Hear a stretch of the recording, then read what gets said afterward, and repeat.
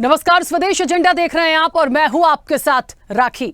महाराष्ट्र झारखंड में कौन बनेगा किंग, ये बड़ा सवाल है और उसका जवाब मिलेगा 23 नवंबर को जब नतीजे आएंगे। लेकिन आज दिन भर के उत्साह ने बता दिया कि जनता ने बढ़ चढ़कर मतदान किया है। महाराष्ट्र में 288 सीटों पर एक चरण में मतदान हुआ, जबकि झारखंड में 2 चरणों में मतदान संपन्न हुआ। महाराष्ट्र में महायुति बनाम एमवीए का मुख्य मुकाबला, जबकि झारखंड में सत्तारूढ़ इंडिया गठबंधन और एनडीए के बीच कड़ी टक्कर है। जेएमएम के नेतृत्व वाला गठबंधन अपनी कल्याणकारी योजनाओं के दम पर सत्ता बरकरार रखने की कोशिश कर रहा है, जबकि बीजेपी ने हिंदुत्व, बांग्लादेश से घुसपैठ और मौजूदा सरकार के भ्रष्टाचार के मुद्दे उठाकर चुनावी मैदान में ताल ठोकी है। राज्य में विधानसभा की 81 सीटें हैं। यहां पर पहले चरण के लिए 13 नवंबर और 20 नवंबर को दूसरे चरण की वोटिंग संपन्न हुई है।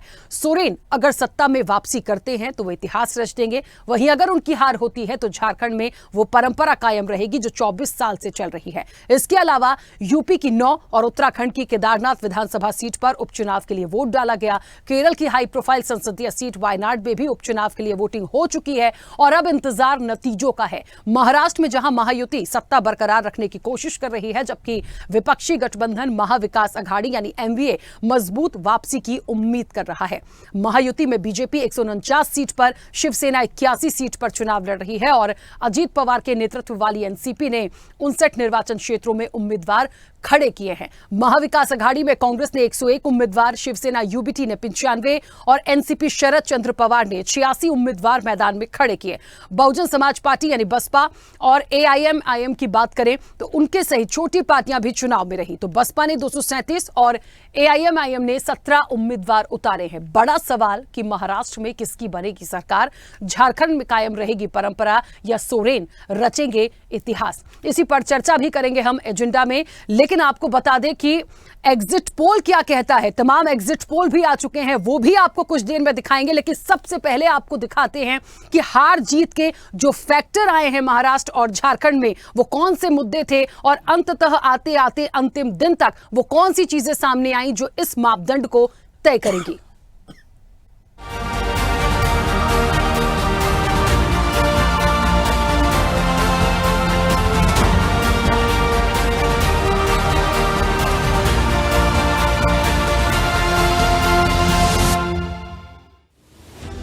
महाराष्ट्र से झारखंड तक 11 फैक्टर ऐसे हैं जो जीत हार तय करने में अहम भूमिका निभाएंगे। कैश फॉर वोट कांड, महाराष्ट्र में 3 ऐसे आरोप सामने भी आए। बीजेपी के राष्ट्रीय महासचिव विनोद तावड़े पर पैसे बांटने का आरोप लगाते हुए बहुजन विकास अघाड़ी के कार्यकर्ताओं ने उन्हें होटल में ही घेर लिया। चुनाव आयोग ने तावड़े के खिलाफ एफआईआर भी दर्ज करा दी। शरद पवार की पार्टी से जुड़े और उन्हीं के परिवार से आने वाले रोहित पवार की कंपनी के एक अधिकारी पर भी पैसे बांटने के आरोप लगे और उसे पकड़ा भी गया। अंतिम पलों में कथित रूप से सुप्रिया सुले का एक ऑडियो क्लिप भी वायरल हुआ, जिसमें बिटकॉइन को लेकर बातचीत है। साइलेंट पीरियड में आए इन वोकल मामलों का मतदाताओं पर कैसा और कितना प्रभाव पड़ा है, चुनाव नतीजे इस पर भी निर्भर करेंगे। हम नाम उम्मीदवार, महाराष्ट्र में हम नाम कई निर्दलीय भी मैदान में उतर आए हैं। कहीं एक पार्टी के हम नाम 2-2, 3-3 निर्दलीय मैदान में हैं, तो कहीं कहीं दोनों ही गठबंधनों से उम्मीदवार के 2-2 हम नाम हैं। विधानसभा चुनाव में उम्मीदवार के नाम से अधिक दल का सिंबल काम करता है, लेकिन किसी उम्मीदवार का अपयश उसके हम नाम को नुकसान भी पहुंचा सकता है। चुनाव नतीजे हम नाम उम्मीदवार फैक्टर पर भी निर्भर करेंगे। किसान कार्ड, महाराष्ट्र में किसानों का मुद्दा भी खूब गर्म रहा। महायुति ने किसानों की नाराजगी कम करने की कोशिश में ही किसान सम्मान निधि के तहत दी जा रही धनराशि 12,000 रुपए वार्षिक से बढ़ाकर 18,000 रुपए करने और किसान कर्ज माफी का वादा किया। महायुति का किसान कार्ड चलता है या अन्नदाता एमवीए के साथ जाता है, महाराष्ट्र के नतीजे इस पर भी निर्भर करेंगे। चंपाई, सीता और कल्पना सोरेन इफेक्ट, झारखंड विधानसभा चुनाव से ठीक पहले पूर्व मुख्यमंत्री कोल्हान टाइगर चंपाई सोरेन ने जेएमएम छोड़कर बीजेपी का दामन थाम लिया था। कोल्हान में बीजेपी को इस बार चंपाई के आने से आस है, तो वहीं सोरेन परिवार के गढ़ संथाल में सीएम हेमंत सोरेन की भाभी सीता सोरेन के आने से भी कमल खिलने की उम्मीद है। जेएमएम में एक बहू सीता सोरेन के पार्टी छोड़ने के बाद सोरेन परिवार की दूसरी बहू कल्पना सोरेन इस चुनाव में फ्रंट से लीड करती नजर आई। चुनाव में बीजेपी के चंपाई और सीता फैक्टर के साथ ही जेएमएम का कल्पना फैक्टर भी जीत हार तय करने में अहम होगा। घुसपैठिया कांड, बीजेपी और जेएमएम की अगुवाई वाले गठबंधनों के चुनाव युद्ध में घुसपैठ और घुसपैठिए सेंटर पॉइंट बने रहे। बीजेपी ने घुसपैठियों की वजह से संथाल में डेमोग्राफी चेंज का मुद्दा झारखंड चुनाव में खूब उछाला। इसे आदिवासी समाज के कम होते प्रभुत्व, आबादी में घटती हिस्सेदारी से भी जोड़ा गया। जेएमएम ने कहा, झारखंड किसी भी देश के साथ सीमा साझा नहीं करता। अगर घुसपैठ की समस्या है तो उसके लिए केंद्र जिम्मेदार है। आदिवासी जेएमएम लोकसभा चुनाव के समय से ही सीएम हेमंत सोरेन के खिलाफ ईडी के एक्शन और उनकी गिरफ्तारी को आदिवासी अस्मिता से जोड़ने की कोशिश करती आई है। विधानसभा चुनाव में जेएमएम इसी रणनीति पर बढ़ती नजर आई। बीजेपी ने आदिवासी समाज को साधने और आदिवासी अस्मिता की पिच पर जेएमएम को पटखनी देने की कोशिश में मध्य प्रदेश छत्तीसगढ़ चुनाव में आजमाए सफल फॉर्मूले पर फोकस किया। बिरसा मुंडा की जयंती पर दिल्ली से बिहार तक बड़े नेताओं के कार्यक्रमों से आदिवासी समाज को संदेश देने की रणनीति साफ नजर आई। भ्रष्टाचार बीजेपी ने महाराष्ट्र से झारखंड तक भ्रष्टाचार को मुद्दा बनाया। राहुल गांधी ने पीएम मोदी के नारे एक है तो सेफ है पर प्रेस कॉन्फ्रेंस में तिजोरी के जरिए वार किया। बीजेपी ने तुरंत ही कांग्रेस को भ्रष्टाचार के मुद्दे पर घेर लिया। इमोशनल कार्ड महाराष्ट्र में उद्धव ठाकरे ने एकनाथ शिंदे और शरद पवार ने अजीत पवार को गद्दार बताते हुए जनता से सबक सिखाने की अपील की। झारखंड में चुनाव प्रचार थमने से पहले जेएमएम ने भी अखबारों में एक पेज का विज्ञापन देकर झारखंड राज्य की मांग को लेकर आंदोलन की तस्वीरें दिखाकर भावनात्मक कार्ड खेला। ध्रुवीकरण झारखंड में घुसपैठियों के कारण बदलती डेमोग्राफी का मुद्दा हो या आदिवासी लैंड से महाराष्ट्र तक सीएम योगी का बटेंगे तो कटेंगे और बीजेपी का एक है तो सेफ है का नारा, ये ध्रुवीकरण की कवायद से जोड़कर ही देखा जा रहा है। जेएमएम ने इसे काउंटर करने के लिए न बटे हैं न बटेंगे का नारा दिया। किसका नारा कितना कारगर होता है, ये भी जीत हार को तय करेगा। डायरेक्ट कैश बेनिफिट योजनाएं महाराष्ट्र से लेकर झारखंड तक डायरेक्ट कैश बेनिफिट वाली योजनाओं का बोलबाला रहा। महाराष्ट्र में महायुति को लड़की बहन योजना से उम्मीद है, झारखंड में जेएमएम को मैया सम्मान योजना से। ये दोनों ही डायरेक्ट कैश बेनिफिट योजनाएं महिला वोट बैंक को टारगेट करती हैं। कांग्रेस का प्रदर्शन महाराष्ट्र से झारखंड तक सत्ता का निर्धारण करने में कांग्रेस के प्रदर्शन का भी अहम रोल होगा। महाराष्ट्र की बात करें तो यहाँ विदर्भ रीजन को निर्णायक माना जाता है। इस रीजन में बीजेपी और कांग्रेस के बीच ही मुकाबला रहता है। उलटफेर का समीकरण है, जाहिर तौर पर इस पर चर्चा भी चलेंगे, लेकिन आज का दिन महत्वपूर्ण इसलिए भी था, चुनाव तो संपन्न हो गए, एग्जिट पोल जब आते हैं तो बहस शुरू होना, विश्लेषण शुरू होना बहुत जायज हो जाता है। और आज स्वदेश न्यूज पर भी हम हार जीत का विश्लेषण करेंगे। एग्जिट पोल आपके सामने हम रख रहे हैं और आपको बता दें, जो एग्जिट पोल अब तक सामने आए हैं उसमें अलग अलग बात सामने आ रही है। झारखंड और महाराष्ट्र में जो सरकार बन रही है वो भारतीय जनता पार्टी की, या कह लीजिए एनडीए की सरकार, तमाम एग्जिट पोल बता रहे हैं कि दोनों जगह वो सरकार बन रही है। लेकिन कहते हैं ना कि ये एग्जिट पोल है, एग्जैक्ट पोल नहीं है। इसके लिए हमें इंतजार 23 नवंबर का करना होगा। चलिए, तो झारखंड में आपको बता दें कि जिस तरीके से तमाम एग्जिट पोल सामने आए हैं, जो नंबर ऑफ सीट्स हैं वो आप देख सकते हैं। एक बड़ा सवाल यहां पर यह भी देखना होगा कि कहीं ना कहीं बड़ा महत्वपूर्ण फैक्टर है, जो नंबर ऑफ सीट्स आई हैं वो किस बिना पर अभी एग्जिट पोल को दिखा रही है। देखिए, ये इसलिए भी बात हो रही है क्योंकि पूरी रिपोर्ट को हार जीत का जो एक पैमाना हमने रखा है और जिसे समझने की कोशिश की है, हर दिन उस चर्चा में बैठने के बाद ये बड़ा महत्वपूर्ण हो गया था। 2 दिन पहले 18 तारीख को प्रचार का एक अंतिम दिन था, प्रचार का शोर थमा था और उसके बाद 2 से 3 घटनाएं ऐसी आ गई जिसके बाद लगा कि क्या जो जनता है उनके माइंड पर कोई असर पड़ा होगा, कि उन्होंने क्या सोचकर वोटिंग दी होगी। तो तमाम जो एग्जिट पोल आए हैं, मैं एक बार फिर से आपको बता दूं, महाराष्ट्र की बात करें या झारखंड की बात करें, फिलहाल अलग अलग एग्जिट पोल हैं। ज्यादातर एग्जिट पोल जो हैं वो कहीं ना कहीं भारतीय जनता पार्टी या कह लीजिए एनडीए की सरकार बनते हुए दिखा रहा है। लेकिन फिर इस चीज पर जाना होगा कि ये एग्जिट पोल हैं, एग्जैक्ट पोल नहीं है। और अब से कुछ देर में हम आपको स्वदेश न्यूज का, यानी हमारा जो सर्वे कहता है, वो भी तस्वीरें दिखाएंगे। लेकिन उससे पहले हम सीधे चर्चा पर चलते हैं। हमारे साथ मेहमान जुड़े हुए हैं। सबसे पहले आपका परिचय करा दें। भारतीय जनता पार्टी का पक्ष रखेंगे संदीप वर्मा। संदीप जी, बहुत स्वागत चर्चा में जुड़ने के लिए। कांग्रेस का पक्ष रखेंगे पवन डोंगरे। पवन जी, आपका भी बहुत स्वागत है। समाजवादी पार्टी का पक्ष रखने के लिए यश भारती जी हमारे साथ जुड़े हैं। यश जी, आपका भी बहुत स्वागत है। शिवसेना यूबीटी से भरत आशाराम मोरे हमारे साथ जुड़े हैं। भरत जी, आपका भी बहुत स्वागत है।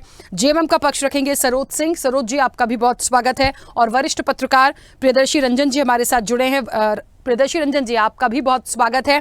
स्वदेश न्यूज के channel head RP Srivastava ji हमारे साथ जुड़े हैं। आरपी श्रीवास्तव जी, आपका भी बहुत स्वागत है। बहुत जल्दी से इस चर्चा को मैं शुरू करती हूं और शुरुआत संदीप जी आपसे। मेरी आवाज पहुंच रही है आप तक? जी बिल्कुल पहुंची। संदीप जी, एग्जिट पोल है, एग्जैक्ट तो नहीं कहूंगी, लेकिन एक बात तो साफ हो रही है, जो एग्जिट पोल है बढ़त मिलती हुई जाहिर तौर पर भारतीय जनता पार्टी या एनडीए को मैं कह लूं गठबंधन में उन्हें दिख तो रही है, लेकिन इसको कितना सही और सफल मान रहे हैं? खुशियां मनाएंगे या वेट एंड वॉच करेंगे 23 तारीख तक? कौन सा फैक्टर काम किया? जी राखी जी, मैं आपके आपके चैनल पर पहले भी बैठा था, महाराष्ट्र को लेके बैठना हुआ था हमारा, तो मैंने जब भी कहा था और मैं फिर कह रहा हूं, कहीं ना कहीं मोदी जी की गारंटी, जो मोदी की गारंटी है, वो लोग उस पर भरोसा करते हैं और उससे लेकर ये चुनाव हुआ है, वोट डाली है लोगों ने। लोगों को पता है कि भारतीय जनता पार्टी एक ऐसी पार्टी है जो कहती है वो करती है। और कहीं ना कहीं इस देश में जितना विकास हुआ है इन 10 सालों में, 10.5 सालों में, तो लगातार लगातार जो भारतीय जनता पार्टी है, उसकी सरकार है, माननीय मोदी जी की सरकार है, वो लगातार विकास के कार्य कर रहे हैं। चाहे वो सड़क को लेके हो, चाहे वो बहुत सारी योजना है, मैं सबको गिनवाऊंगा तो बहुत टाइम लग जाएगा। तो सभी योजनाओं को लेके जो काम कर रहे हैं, उससे लगता है देश की जनता को, महाराष्ट्र की जनता को, झारखंड की जनता को, कि हम एक ऐसे व्यक्ति को चुन रहे हैं, हम ऐसी सरकार को चुन रहे हैं जो जिसपे हमारा भरोसा है और जो हमारे कार्य को करेगी, जो एक जनता को, जिसे कहते हैं ना अंत्योदय तक, तो गरीब की, किसान की और बहुत सारे लोग हैं, सबकी सुनती है, करती है। और सबसे बड़ी बात क्या है कि इस देश का भला जो कर सकती है वो भारतीय जनता पार्टी कर सकती है, ये लोगों को विश्वास हो गया है और इसी को लेकर वो वोट डाल रहे हैं। और आप देखिए, आपके चैनल पर और सभी लगभग सभी चैनलों पर ये दिखा रहे हैं कि भारतीय जनता पार्टी की सरकार बन रही है, एनडीए की सरकार बन रही है। और यही एक महत्वपूर्ण चीज है कि किसी भी चीज में, चाहे वो आपका व्यापार हो, चाहे आपका चैनल हो, चाहे वो राजनीति हो, उसमें विश्वास होना बहुत जरूरी है। और एक नेता या एक संगठन के प्रति लोगों का इतना विश्वास, ये हमारे लिए सौभाग्य की बात है। और हम महाराष्ट्र की जनता को, झारखंड की जनता को ये कहना चाहेंगे कि यदि वो उन्होंने वोट किया है तो हम उस पर खरे उतरेंगे और उनकी जो भावनाएं, जो उनके वादे हैं, उन्हें पूरा करेंगे। हमने कोई ऐसे वादे नहीं किए कि हवाई वादे किए, जो हम वादे करते हैं उन्हें पूरा करते हैं। चाहे वो सम्मान निधि हो, चाहे वो महिलाओं की निधि, कोई भी हो, मतलब जिस भी योजना को हम लेते हैं या जिस भी योजना को हम अपने मैनिफेस्टो में रखते हैं, उसे हम पूरा करने की पूरी कोशिश करते हैं और उसे पूरा करते हैं। ठीक है, चलिए वापस आऊंगी। संदीप जी, छोटी छोटी सी प्रतिक्रिया सबकी आ जाए, उसके बाद इस चर्चा पर आगे बढ़ेंगे हम। पवन जी, मुझे सुन पा रहे हैं? जी हाँ, क्लियर आवाज है। पवन जी, ज्यादातर एग्जिट पोल कह रहे हैं भारतीय जनता पार्टी या एनडीए की सरकार बनेगी, लेकिन मैंने बार बार इस चीज पर फोकस किया है और अभी भी कर रही हूं, कुछ एग्जिट पोल ऐसे भी हैं जो महाराष्ट्र में मुझे लगता है एमवीए को बहुत ज्यादा मजबूती से आगे जो नंबर ऑफ सीट से वो दिखा रही है। लेकिन सवाल वही है, अच्छा इसके साथ ये फैक्टर भी देखना होगा जो अन्य हैं जिनकी बड़ी महत्वपूर्ण भूमिका होती है, जो ऊपर नीचे इन चीजों को कर सकते हैं। तो इंतजार तो हमें 23 तारीख तक करना है, लेकिन ये जो एग्जिट पोल्स आए हैं, क्या मान रहे हैं?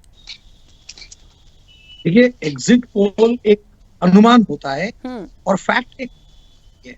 लास्ट टाइम पे भी एग्जिट पोल्स का अलग बताया गया था लोकसभा को, और फैक्ट्स जो थे वो महाविकास आघाड़ी के पूरा सीट्स आ गई थी। उसी तरीके से इस बार भी आप देखेंगे महाराष्ट्र के अंदर, मैंने आपको पहले बताया, अभी फिर बताता हूं कि जो विकास की बात भारतीय जनता पार्टी के प्रवक्ता कर रहे हैं या नेता कर रहे हैं, उनको मैं बताना चाहूंगा कि ये हमारे पास में एक विकास है जो रोडों पे बेरोजगार फिर रहा है। हमारे जो नौजवान साथी है वो पूरी तरीके से परेशान है। 2 करोड़ नौकरियों का वादा था जो पूरा नहीं किया गया है। उसके पश्चात खास तौर पे इन्होंने अभी कहा कि प्रधानमंत्री नरेंद्र भाई दामोदर जी मोदी जी की गारंटी है। 15 लाख रुपए की भी तो गारंटी थी, है ना, पूरे फॉरेन के इन्वेस्टमेंट की गारंटी थी, आर्थिक प्रबल करने की गारंटी थी, नोटबंदी के अंदर देश की हालात बदलने की गारंटी थी। ये सारी गारंटी के अलावा महंगाई कम करने की गारंटी की थी। इनके, हम सबके देश के सम्माननीय प्रधानमंत्री, बड़ी जिम्मेदारी से कह रहा हूं, आपके भी हमारे जीत है, तो उनसे मैं प्रश्न पूछना चाहता हूं। आप मनमोहन सिंह जी के बारे में कहते थे कि मनमोहन सिंह जी महंगाई के म के बारे में भी बात नहीं कर रहे, तो अब मैं आपको मोदी जी पूछना चाहता हूं इसी चैनल के माध्यम से कि अब आप महंगाई के म के बारे में क्यों नहीं बात कर रहे हैं? क्योंकि महंगाई आसमान छूम रही है। दाल के रेट बढ़ा दिए, आटे के रेट बढ़ा दिए, सब्जी के रेट बढ़ा दिए, गैस के सिलेंडर के रेट कम से कम 3 गुना बढ़ा दिए। आप लगा लीजिए कि लोग त्राहिमाम कर रहे हैं। मैं जिस क्षेत्र से आता हूं महाराष्ट्र के, वहां पर पानी 10 दिन में एक बार आता है, और यहाँ पर भारतीय जनता पार्टी पवन जी, लेकिन जो बातें आप कह रहे हैं और जिन मुद्दों को आप गिना रहे हैं उसकी तस्वीर तो मुझे एक बिल्कुल विपरीत दिख रही है एग्जिट पोल में। मैं समर्थन करती हूँ उस चीज का, मैं खुद कह रही हूँ एग्जिट पोल है, एग्जैक्ट पोल नहीं है, लेकिन फिर भी थोड़ा बहुत उलटफेर हो सकता है, एकदम से पूरा ही महापरिवर्तन हो जाए ये भी तो कहना मुश्किल होगा। महाराष्ट्र पवन जी चलिए, मुझे लग रहा है कुछ नेटवर्क इशू है, आपकी आवाज नहीं आ रही। मैं वापस आऊंगी बहुत जल्दी से आपके पास, अपनी बात पूरी कीजिएगा। यश जी मुझे सुन पा रहे हैं? यश जी, मुझे ऐसा लगता है बड़ा महत्वपूर्ण एक सवाल यहाँ पर है। एक लाइन में देखें तो किसकी सरकार बहुत आसान लगेगा, लेकिन यहाँ पे सवाल किसकी सरकार का नहीं है। यहाँ पर फिलहाल जो चर्चा है वो एग्जिट पोल की है। बहुत सारे मुद्दे आए, बहुत सारी बातों को रखा गया, हार जीत के फैक्टर्स, पैमाने जो थे दोनों राज्यों के लिए, इसके साथ साथ उत्तर प्रदेश अपने आप में बेहद महत्वपूर्ण था। तो ओवरऑल ये जो इलेक्शन था इसको बहुत कांटे का और दिलचस्प माना जा रहा था। जो एग्जिट पोल हैं वो ज्यादातर एनडीए या भारतीय जनता पार्टी की बढ़त को दिखाते हैं। मानते हैं इसमें उलटफेर होगा? देखिए, लगातार एग्जिट पोल के ऊपर सवाल उठते गए। उनका क्या क्राइटेरिया उन्होंने रखा, क्या सैंपल टेस्टिंग थी, क्या उसमें क्वेश्चनिंग थी, कितनों को उन्होंने रखा, कहीं कोई बात आती ही नहीं कभी भी। और बार बार सोशल मीडिया का दौर है, क्योंकि अब ये सोशल मीडिया पर सवाल आता है कि किसने किससे पूछा।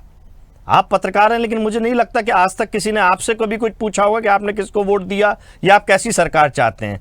हम भी यहाँ पर चर्चा करते हैं एग्जिट पोल्स के ऊपर, लेकिन हमसे आज तक किसी ने सवाल नहीं पूछा, ना हमने कभी किसी एग्जिट पोल में शामिल कभी हुए ऐसा याद पड़ता हो। हाँ, आपसी चर्चाओं में, नुक्कड़ में, कहीं कुछ में अगर कोई वैसे टेस्टिंग करके चला जाए, सैंपल बना ले कि हाँ चौराहे पे खड़े हो गए सवाल पूछते, तो मुझे कोई बहुत ज़्यादा विश्वास इन सब चीज़ों पे होता नहीं है। ये मेरी निजी अपनी एक राय है। लेकिन सवाल ये उठता है, चुनाव अगर आप हो रहा है, पिछले 5 साल के जो वादे किए गए थे उसमें क्या दिया, और नई सरकार भी बन जाएगी तो देगी क्या? अगर वही लोग दोबारा आएंगे तो क्या देने वाले हैं, और नए लोग आएंगे तो क्या देने वाले हैं? ये सवाल जनता का खो जाता है कहीं ना कहीं। और लोकतंत्र और संविधान तभी मजबूत होगा जब जनता को यह हक अधिकार आप ठीक तरीके से देंगे। हमने अभी उत्तर प्रदेश के उपचुनाव में देखा 9 में, कल हमने समाजवादी पार्टी ने एक लेटर चुनाव आयोग को दिया था, निर्वाचन आयोग को दिया था कि किसी भी तरीके से जो पुलिस का अधिकार क्षेत्र है, पुलिस उस अधिकार क्षेत्र तक सीमित रहे, अपने अधिकार क्षेत्र से बाहर ना आए। लेकिन आज सुबह और रात आते आते तक सत्ताधारी से पोषित मीडिया ने हमें बदनाम करने का काम किया। कल भारतीय जनता पार्टी तो बदनाम कर ही रही थी कि हम डर गए हैं, चुनाव आयोग के ऊपर दबाव बना रहे, जबकि जो नियम है उसी को, नियम को ठीक तरीके से क्रियान्वयन और पालन हो, हम उसकी बात कर रहे थे। और रात होते होते चुनाव आयोग ने फिर से पुलिस के वरिष्ठ अधिकारियों के लिए लेटर जारी किया। लेकिन सुबह उठते ही हमने क्या देखा, जैसे ही चुनाव प्रक्रिया शुरू हुई, हर जगह 9 सीटों पे पुलिस ही पहचान पत्र मांग रही है, लोगों को रोक रही है। किसने अधिकार दिया? वो मजिस्ट्रेट, वो सेक्टर मजिस्ट्रेट जो पेट्रोलिंग करते हैं लगातार, जो पीठासीन अधिकारी जो बैठते हैं, उन सबके अधिकारों को पुलिस ने क्यों छीना? पुलिस को किसने अधिकार दिया? कौन सा कार्रवाई होने वाली है?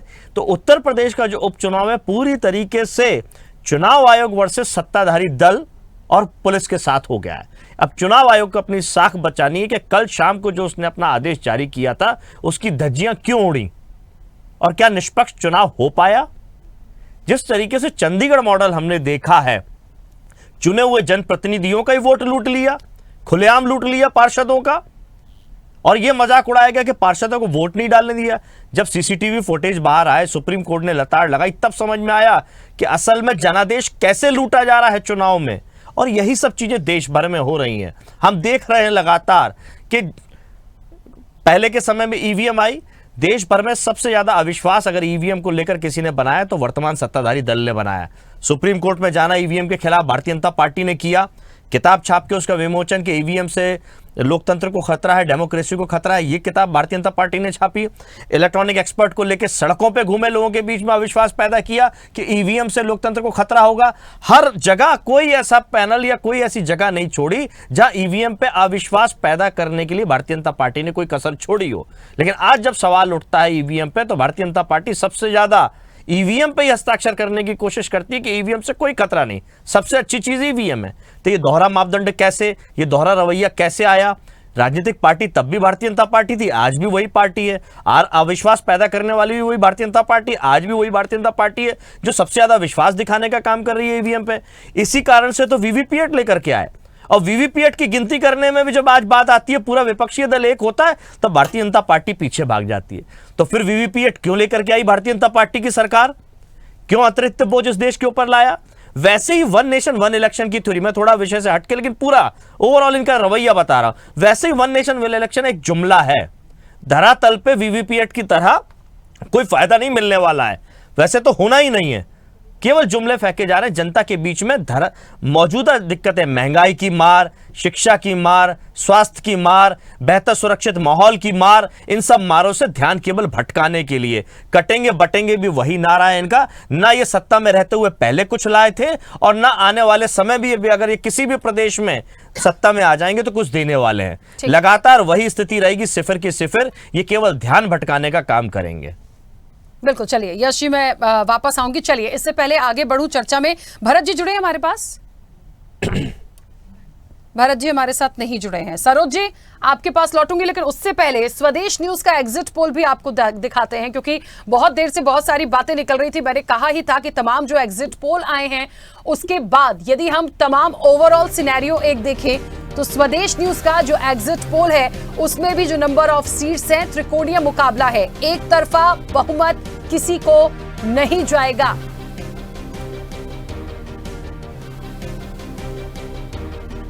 चलिए तो आपको बता दें जो महायुति है वो 130 से 140 सीटें, महायुति को एमवीए को 115 से 130 और अन्य के खाते में 20 से 30। ये स्वदेश न्यूज का जो सर्वे है वो आपको हम बता रहे हैं। देखिए, और कहीं ना कहीं झारखंड का यदि हम जिक्र करेंगे तो कहीं ना कहीं झारखंड, एनडीए की बात यहां पर मुझे लगता है करनी चाहिए। तो एनडीए 35 से 45, इंडिया गठबंधन 30 से 35 और अदर 5।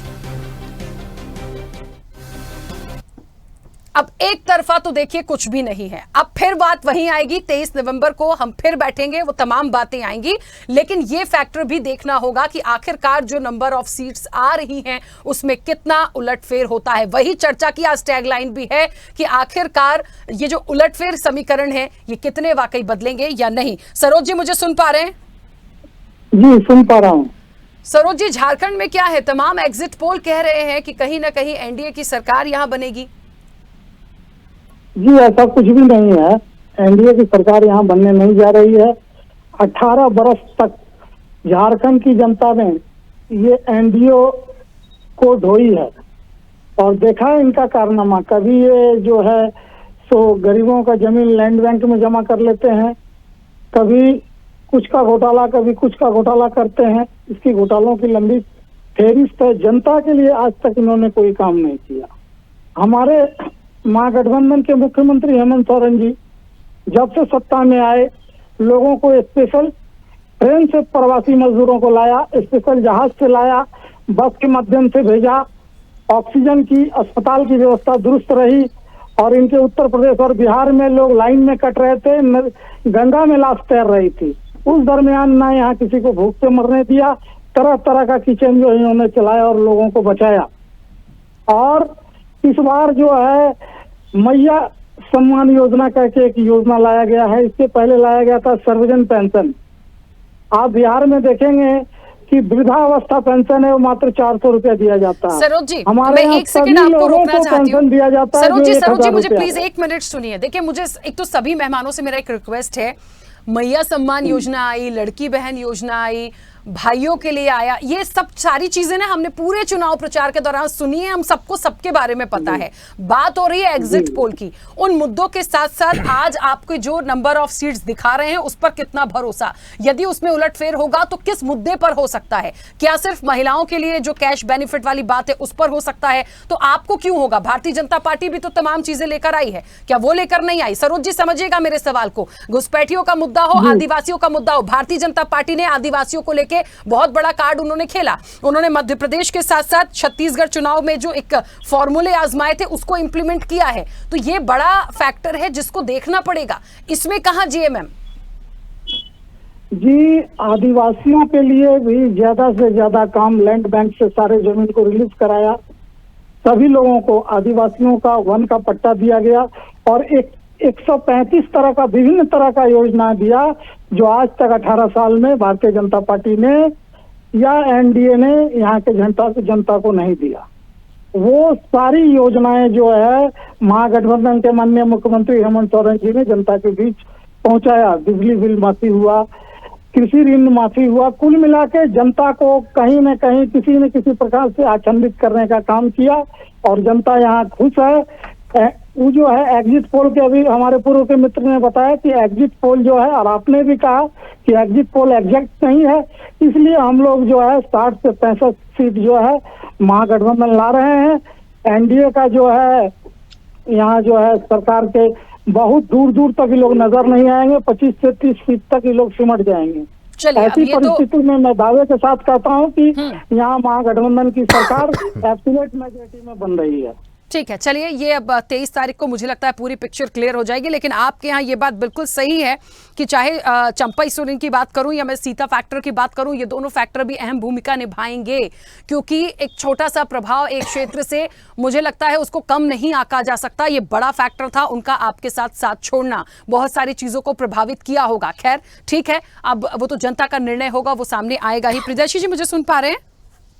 जी प्रियदर्शी जी, मुझे लगता है हार जीत का विश्लेषण आज हम करने बैठे हैं और इस विश्लेषण में बहुत सारे फैक्टर्स हमने जो आज इस चर्चा में शामिल किए वो महत्वपूर्ण होंगे। देखिए, मुद्दे क्या थे, घोषणा पत्र क्या थे, संकल्प पत्र क्या थे, वो तमाम चीजें हम सबको पता है। लेकिन उसके बाद कई ऐसी चीजें हुई हैं जो बिल्कुल सामने आई हैं। देखिए, किसान कार्ड खेल लिया, इमोशनल कार्ड खेल लिया और कैश बेनिफिट की बात हो गई महिलाओं को लेके। सबसे बड़ी एक जो चीज मुझे नोटिस में आई जो महाराष्ट्र को लेकर हुई थी, कैश फॉर वोट कांड, ये पैसे बांटने वाली तस्वीरें आई, उसके बाद बिटकॉइन भी आ गया। मतलब कुल मिला के ये 2 ही 3 दिन में ऐसे बड़ी बड़ी चीजें आई, इसका इंपैक्ट कितना देख पाते हैं? एक लाइन में पूछूं तो कहीं ना कहीं ये पोल ऑफ पोल्स जो है, कौन करेगा ये गोल? एक कांटे का मुकाबला है, बहुत दिलचस्प मुकाबला है। मुझे लगता है कि महाराष्ट्र में 1995 के चुनाव में जिस तरीके से 35 निर्दलीय चुनाव जीतने में कामयाब हुए थे, कुछ वैसा ही दोहराया न जाए। आपका एग्जिट पोल भी बता रहा है कि निर्दलियों की बड़ी संख्या हो सकती है, तो मुझे भी यही अनुमान लग रहा है कि महाराष्ट्र में वैसे निर्दलियों की संख्या बढ़ सकती है और वे निर्दलीय ही महाराष्ट्र का सरकार बनाने में अपना योगदान करेंगे। क्योंकि जिस तरीके से दोनों ओर से एनडीए और इंडिया गठबंधन दोनों ओर से जो मुकाबला हुआ, बहुत जोरदार हुआ, बहुत दिलचस्प हुआ, कांटेदार मुकाबला है। किसी को एज नहीं मिलता हुआ दिख रहा है। दोनों के मुद्दे, दोनों ओर से जो मुद्दे उठाए जा रहे थे और दोनों ओर से जो काउंटर हो रहा था वो बहुत फोर्सफुली हो रहा था और जनता भी नजर बनाए हुई थी। अभी तक जनता ने ऐसा कुछ, चुनाव होने के बाद भी जनता का मूड समझना बड़ा मुश्किल हो रहा है कि वो किस तरफ गई है, और एक तरफा तो नहीं गई है। जिस तरीके से हरियाणा में हुआ, जिस तरीके से अन्य राज्यों में होता रहा है एक तरफा, वैसा एक तरफा महाराष्ट्र के चुनाव में नहीं होने जा रहा है और वैसा ही झारखंड के चुनाव में भी नहीं होने जा रहा है। झारखंड में भारतीय जनता पार्टी ने एड़ी चोटी का जोड़ लगा दिया, बावजूद हेमंत सोरेन अपनी पत्नी कल्पना सोरेन के साथ करिश्माई कैंपेन करने में कामयाब रहे और ये करिश्माई कैंपेन हो सकता है संभवतः उन्हें एज दिला दे।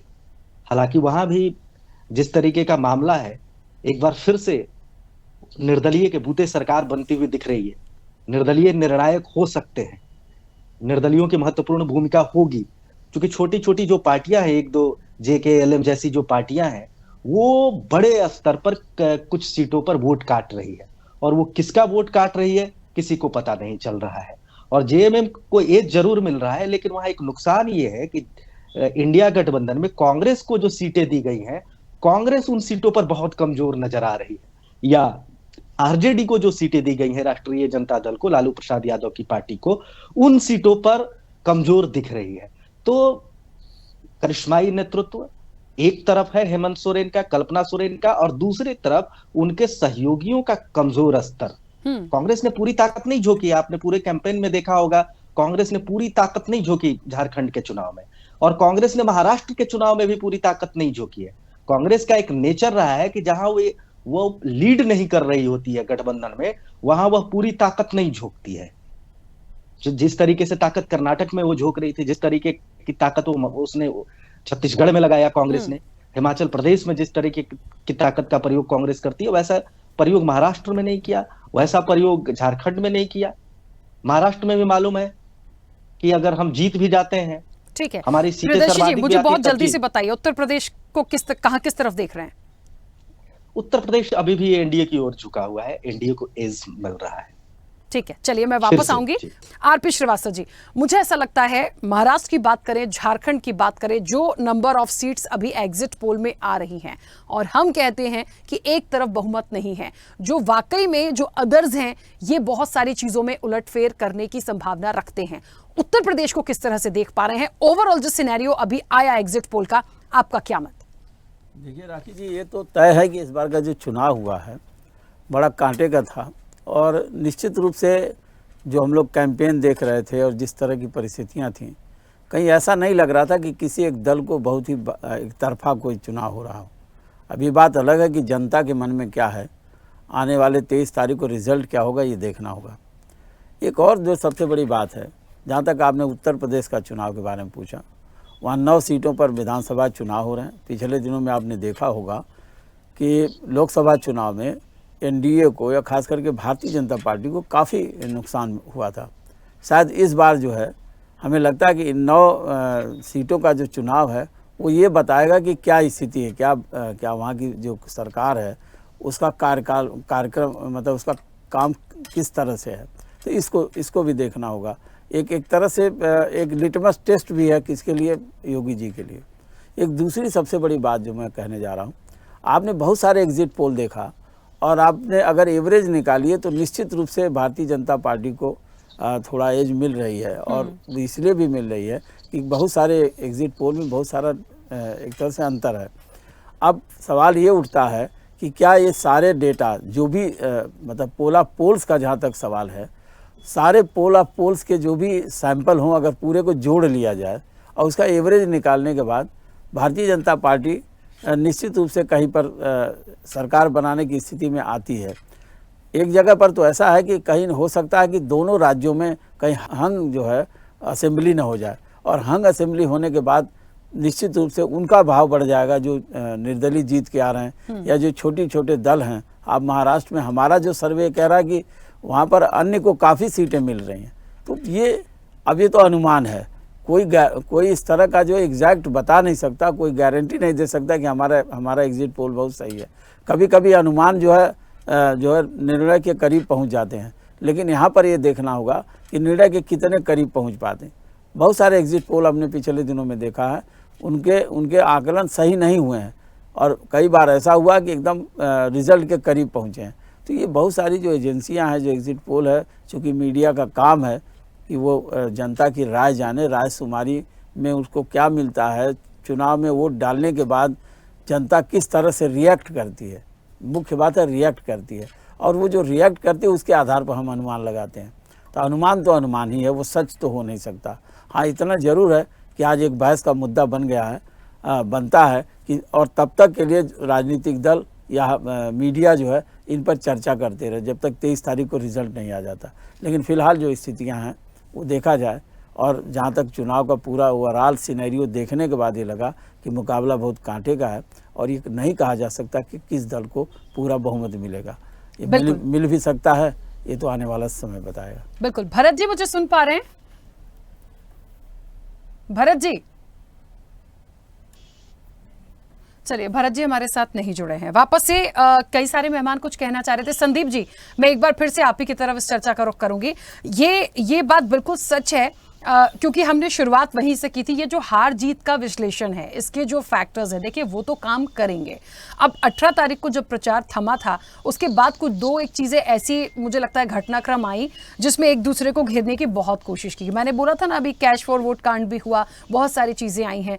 ये भी आपको क्या लगता है कितना प्रभावित कर सकती हैं? वो किसी के भी लिए हो, पक्ष के लिए हो, विपक्ष के लिए हो, लेकिन एक बात तो सच है, जो आपका कॉन्फिडेंस है होना चाहिए। मुझे लगता है, देखिए, कांग्रेस कह रही है हम आएंगे, आप कह रहे हैं हम आएंगे, जो एग्जिट पोल कह रहा है वो आपको बढ़त दिखा रहा है। कुछ एग्जिट पोल ऐसे हैं जो महाराष्ट्र में कहीं ना कहीं यूबीटी की सरकार, मुझे लगता है गठबंधन की तरफ चले जाए तो वहां उनका पड़ला भारी दिखता है। तो इंतजार तो हमें 23 तारीख का करना ही है, लेकिन ये जो कॉन्फिडेंस है आपका, या आपको लग रहा है कि ये तमाम चीजें आई हैं और ये जो कुछ इश्यूज बीच में आए हैं, इसका कितना इम्पैक्ट होगा?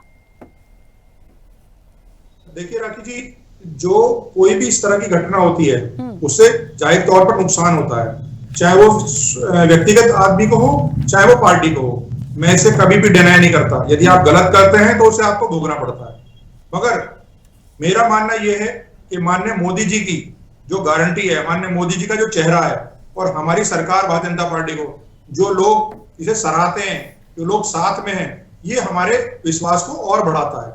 मगर जो ये इस तरह की जो सुप्रिया जी के साथ आई, और क्या नाम है, तावड़े जी के साथ आई, तो ये सारी चीजें जो हुई हैं, हो सकता है गलत हो सकता है सही हो, मगर जब इसका जांच होगी, इसके बारे में पता लगेगा, तो सामने आएगा कि हाँ किसने क्या अपराध किया है, किसने क्या गलत किया है, और जाहिर तौर पर जनता या उस संगठन उसे उस चीज का दंड देगा। मगर मेरा मानना है, जैसा आपने मुझसे पूछा, कि हमारी जीत निश्चित है और उसका कारण सिर्फ ये है कि जनता हम पे विश्वास करती है और हमने जो आज तक कार्य किए हैं उसे जनता खुश है, और यही कारण है कि हम महाराष्ट्र में अपनी सरकार बनाएंगे और छत्तीसगढ़ में अपनी सरकार को, झारखंड में अपनी सरकार बनाएंगे। ठीक है, चलिए। अच्छा, मुझे एक बात बताइए, अभी आप सुप्रिया सुले जी का भी एक जिक्र कर रहे थे, मुझे लगता है विनोद तावड़े जी का मैटर तो बहुत ज्यादा तेजी से आया, आपको लगता है उसका प्रभाव पड़ेगा? क्योंकि एफआईआर भी हो गई, तमाम चीजें हो गई। मैं पूछ इसलिए रही हूं क्योंकि ये बहुत रीसेंट का इशू है, उसके बाद ही हुआ और वोटिंग थी, तो ये बड़ा प्रभावित होता है कि आप एक जो देखिए जो मतदाता होता है ना, उस तक किस फॉर्मेट में वो चीज पहुंच रही है, वो बहुत प्रभावित कर जाती है कई बार एंड मोमेंट पे। राखी जी, मेरा अपना मानना ये है, मैं कभी भी है ना इस तरह की बातें नहीं करता, आपके चैनल पे हो या किसी भी चैनल पे हो। मेरा बिल्कुल स्पष्ट मानना है कि यदि कोई गलत करेगा तो उसका वो दंड भोगेगा, उसका नुकसान वो झेलेगा। यदि ये चीजें हुई हैं तो कहीं ना कहीं देखो, मैं भी एक वोटर हूं और आम वोटर के मन में ये सारी चीजें होती हैं कि अरे इन्होंने तो ऐसा किया, ये तो गलत है, अरे इन्होंने तो अच्छा किया, हम इनके साथ हैं, तो ये सब चीजें चलती हैं। मैं कभी भी इस तरह के व्यक्तित्व नहीं देता। मेरा अपना व्यक्तिगत जो मानना है, कहना है कि इन सब चीजों का नुकसान होता है, चाहे वो कांग्रेस हो, चाहे भाजपा हो, चाहे सपा हो, चाहे बसपा हो, कोई भी पार्टी हो, यदि वो गलत करती है तो उसका उससे नुकसान भोगना पड़ता है। मगर ये चीज सही है या गलत है, इसे प्रोपेगेंडा इसे फैलाया गया है या ये सच है, ये तो जांच का विषय है। इसमें वहां की सरकार, वहां की पुलिस या कोई भी जगह की सरकार या कोई भी पुलिस उस चीज को जांच करती है। यदि वो सच पाया जाता है तो उस तरह का उसे अपराध भोगना पड़ता है या उस तरह का उसे दंड मिलता है। मगर कहीं ना कहीं मेरा मानना यह है कि जो जनता है वो बहुत समझदार है, वो ये भी समझती है कि ये एक महिला ने किया है, एक पुरुष ने किया है, तो कितना इस पे इम्पैक्ट पड़ता है, कितने लोग इसके बारे में सोचते हैं कि गलत है या सही है। मगर कहीं ना कहीं लोग ये भी सोचते हैं कि एक पार्टी है, पार्टी एक अच्छा काम कर रही है, चाहे वो कोई भी पार्टी हो, तो उसे उसका विश्वास होता है और उसे वो वोट देते हैं और इसे वो वोट देकर और जनता जिताती है और वो सरकार बनाती है। ठीक है, चलिए पवन जी, नंबर ऑफ सीट्स की बात करूं, कितनी सीट्स लेकर इस बार सरकार बनाने की पूरी कोशिश रहेगी? अभी भी सवाल मेरा कोशिश रहेगी पे रहेगा, मैं नहीं कह सकती आपका आकलन या बाकी एग्जिट पोल कुछ भी कह रहे हो, मुझे तो इंतजार 23 तारीख का है। मैं आपके साथ में सहमत हूं कि 23 तारीख तक के हमने प्रतीक्षा करनी चाहिए, जो फैक्ट होगा वो सामने आएगा। क्योंकि आज अगर कोई भी बात का मैं अनुमान लगाता हूं तो वो सिर्फ अनुमान हो है, तो मेरी पार्टी को फेवर करने के लिए मैं कुछ अनुमान लगा के आपके सामने रख दूं, मगर कांग्रेस कभी झूठ बात नहीं करती है। जिस तरीके की झूठ बात है भारतीय जनता पार्टी कहती है। अभी इनके नेता 2 मिनट पहले कह रहे थे कि विनोद तावड़े जी ने जो पैसे बांटे, वो बांटे क्या नहीं बांटे ये जांच का विषय है। अरे आपको टेलीविजन के ऊपर दिख रहा है उनके हाथ में क्या था, वो किस तरीके से पब्लिक को दे रहे थे, और ये सारी चीजें होने के बाद में हमारा तो प्रश्न है कि ये पैसा उनके पास आया कहां से? इतने करोड़ों रुपए बांटने के लिए ये सारे नेताओं के पास में पेमेंट आ कहां से रही है? आप सोचिए इस बात के ऊपर। ये बताते हैं जिस तरीके की मूवमेंट, वो तो मुझे लगता है कि आपने मेरी बात गौर से नहीं सुनी। मैंने जो बोला उस पर आपने ध्यान नहीं दिया। मैं ये कह रहा हूं कि यदि कोई गलत है तो वो उसे भुगतेगा। आप अपनी राग अलाप रहे हैं, आप कह रहे हैं कि मैंने ये कहा कि पैसे मिले, ये करे। मैं ये कह रहा हूं चाहे वो कोई भी पार्टी का व्यक्ति हो, वो गलत करता है तो वो भुगतता है। आप ये कह रहे कि मैंने ये किया। चलिए मैं यहाँ पे एक बात जोड़ना चाहती हूँ, कौन सही है कौन झूठ है वो सबके सामने देखिए आया ही है। किसी भी चीज पर कार्रवाई ऐसे नहीं हो जाती है, और सबसे बड़ी बात है कि जो चीजें सामने आई हैं उसको हम अभी एकदम कहते हैं डिनाई नहीं कर सकते। भाई आया है तो आया है। एक चीज जरूर साबित हो गई जो हमेशा कही जाती थी। मैंने कोई चीज डिनाई नहीं की, मैंने सिर्फ संदीप जी, तो मैं भी आप पे आरोप नहीं लगा रही हूँ, मैंने भी सिर्फ पूछा ही था। एक मिनट मुझे कंप्लीट तो कीजिएगा, आप लोग आपस में झगड़ा करते रहिए, मेरे जो बातें हैं उसको कम से कम अभी मत प्लीज बीच में इंटरप्ट करिए। एक चीज तो साफ हो गई, हर इलेक्शन के बाद जो सुनते थे पैसा बटेगा, बैठकें होंगी, 2 दिन बड़े महत्वपूर्ण होते हैं, उसकी तस्वीर बहुत अच्छे से देखने को मिली है। वो जो कहते हैं ना कि अपने तरफ झुकाव की जो कोशिश होती है, मैं सिर्फ आपके लिए नहीं कह रही हूं कि वो तमाम चीजें मिली हैं, बहुत सारी चीजें आई हैं सामने। मुझे लगता है वो हर कोई प्रयास करता है, कोई पकड़ा जाता है, कोई नहीं पकड़ा जाता है, और इसके अलावा भी आप आ जाएंगे फिर ईवीएम पे। मुझे लगता है ये सारे फैक्टर्स ना उस दिन जनता ने अपना जो बटन दबाकर वो आई है, वो सब 23 तारीख को हमें पता चलेगा। ठीक है पवन जी, वापस आऊंगी। यश जी अपनी बात रखिएगा जल्दी से। आप महाराष्ट्र के चुनाव की अगर बात करें तो एक वरिष्ठ पत्रकार है, उन्होंने ये बताया कि कंटेनर भर के महाराष्ट्र में पैसे आ चुके हैं और एक एक वोटर को 10,000 प्रति वोटर के हिसाब से पैसा दिया जा रहा है वोट को प्रभावित करने के लिए। कौन दे रहा है ये पैसा, और अगर उन पत्रकार के पास ये आई तो अभी तक कौन सी जांच एजेंसी ने उनसे बातचीत करी, क्या इनके सोर्स थे, क्या रोकने का काम किया? ये लगभग चुनाव की तारीख से 5 दिन पहले उन्होंने इस बात को घोषित कर दिया था। तो जो बचा रहे हैं, ये बचाने की ताकत तो सत्ताधारी दल के पास ही हो सकती है, विपक्ष के पास तो नहीं हो सकती। कि अगर पैसा, अगर यही बात अगर कांग्रेस के लिए, सपा के लिए, किसी भी हमारे गठबंधन के साथी के लिए हो जाए तो तुरंत सत्ताधारी दल छापा मार देगा, उनके पास सोर्सेज हैं, ईडी है, सीबीआई है, बहुत सारी जांच एजेंसी हैं। लेकिन अगर बच रहा है तो कौन बच रहा है ये बताने की जरूरत नहीं है। और ये पैसा आ रहा है तो, क्योंकि नियम भी नोटबंदी के बाद इन्हें नहीं बनाए, 2 लाख से ज्यादा नगद का लेन देन कोई नहीं कर सकता, तो ये नगद का लेन देन इतने बड़े पैमाने पे हो रहा है, कैसे ये कैश फ्लो हुआ, कौन सा नोटबंदी से उपलब्धि लेकर के आ पाए? तो ये सारे सवाल सत्ताधारी दल से ही होंगे। जितना भ्रष्टाचार होगा कोई भी करेगा, अगर कैश मार्केट में फ्लो हो रहा है तो नियम इन्होंने बनाया, नियम टूट रहा है। और खासतौर पे चुनाव, जहां सड़क पे कोने कोने पे जांच होती है, गाड़ी रुकवाई जाती है, एक एक बैग चेक किया जाता है, तो किन लोगों के बैग चेक नहीं हो रहे ये स्पष्ट दिख रहा है जिस तरीके से वोट दिख रहे हैं। और एक और बड़ी बात, चुनाव आयोग ने जो एक नियम बनाया है कि जिस दिन वोटिंग होनी है उससे लगभग 48 घंटे पहले आपको क्षेत्र छोड़ देना अगर आप उसके स्थानीय निवासी नहीं हैं। तो ये जो लोग नगद के साथ पकड़े गए हैं वो स्थानीय निवासी नहीं थे, तो सीधे सबसे पहले तो इनको तत्काल जेल भेजना चाहिए। और जेल जाने से भी कोई बचा रहा है तो क्यों बचा रहा है?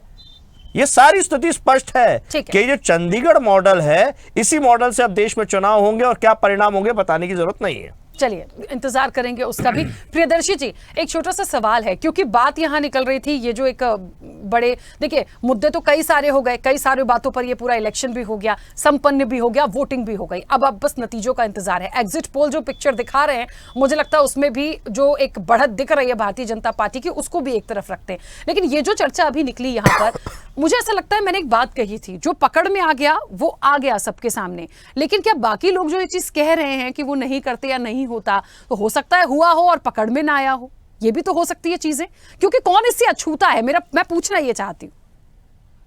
नहीं, सभी पार्टियों के कमोबेश सभी पार्टियों के नेता इस तरह के मामलों में संलिप्त रहे हैं। आज भारतीय जनता पार्टी के नेताओं का वीडियो आया है, पूर्व में खंगाल करके इतिहास देखिएगा, तमाम पार्टियों के नेताओं के इस तरह के वीडियो आपको मिल जाएंगे, पैसा बांटते हुए, वोट को प्रभावित करने के लिए इन केन प्राकृण हथकंडा आजमाते हुए।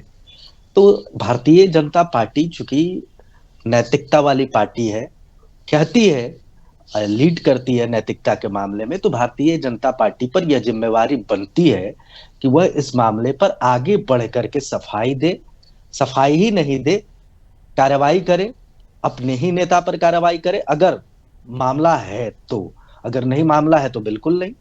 लेकिन एक न्याय की भाषा में कहा जाता है कि न्याय होना ही नहीं चाहिए, न्याय होते हुए दिखना भी चाहिए। तो न्याय हो ही नहीं, अगर ये हुआ है तो न्याय हो ही नहीं, न्याय होते हुए दिखे भी। भारतीय जनता पार्टी ये दिखाए भी कि न्याय हो रहा है, किस तरीके की कार्रवाई हो रही है। ठीक है प्रियदर्शी जी, मैं रोकूंगी, आज जरा समय की सीमा है और इंतजार हमें 23 तारीख का भी करना है। सरोज जी जल्दी से अपनी बात रखिएगा प्लीज, बहुत जल्दी से। जी, ऐसा है, कुल मिला के भारतीय जनता पार्टी यहाँ पिछड़ रही थी। इनके सभी मुख्यमंत्री, सभी केंद्रीय मंत्री जो है आके झारखंड में जो है बेमनस्ता पैदा करना चाह रहे थे, हिंदू मुसलमान, बांग्लादेश, पाकिस्तान, कुल मिला के ये इसका परिचायक है कि भारतीय जनता पार्टी झारखंड हार रही है। और पैसा तो कितना पकड़ाया है इनके नेताओं के यहाँ से तो आपको भी मालूम होगा, सब पर प्राथमिकी भी हुई है। कुल मिला के जो है यहाँ महागठबंधन की सरकार बन रही है और एब्सोल्यूट मेजोरिटी में बन रहा है। 23 तारीख को मिलूंगी सर मैं सर 23 तारीख को मिलूंगी आपसे और आपको जरूर बिठाऊंगी मैं उस दिन चर्चा में, ठीक है? और फिर हम बात करेंगे किसकी सरकार बन रही है। आप तो डरा रहे हो राखी। नहीं मैं डरा नहीं रही हूँ, मैं अमूमन मैं तो इस चर्चा में, इस इलेक्शन में शुरू से जुड़ी हूँ ना, इसका एक बड़ा हिस्सा हूं मैं, तो मुझे तो वो सारे मेहमान याद रहेंगे जिनसे इस चर्चा को मुझे आगे बढ़ाना है। 23 तारीख को हम सब मिलेंगे। फिलहाल समय हो गया, आरपी श्रीवास्तव जी वापस नहीं आ पाऊंगी। आप सभी का बहुत शुक्रिया इस चर्चा में जुड़ने के लिए। जाहिर तौर पर देखिए एग्जिट पोल का आकलन है, उलटफेर का समीकरण है। क्या समीकरण कह रहे हैं, क्या तस्वीर दिख रही है, क्या इसमें उलटफेर होगा, यही अपने आप में सबसे बड़ा सवाल है। इंतजार करिए 23 नवंबर का। हम और आप एक बार फिर से स्वदेश न्यूज पर साथ होंगे और देखेंगे कि आखिरकार जनता ने जनादेश किसको दिया है। फिलहाल चर्चा में इतना ही। बने रहिए स्वदेश न्यूज के साथ। सबसे पहले देश।